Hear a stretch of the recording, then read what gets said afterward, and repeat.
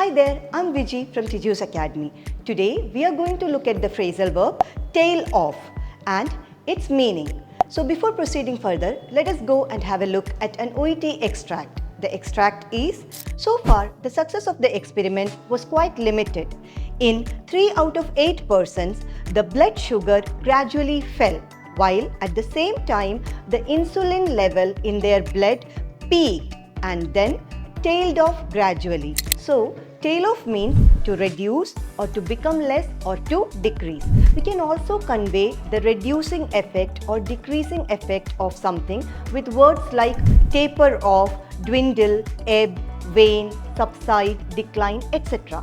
Let us go and look at some examples to understand this better. The effect of the drug tapered off from her body after some times. Our company's sales have been dwindling for the past few months. There was a sudden drop in the temperature after last night's showers. Overwhelmed with emotions, her voice ebbed down while speaking. I hope this video was quite useful to you all. For more useful content, keep watching Tiju's Academy. Urappanam.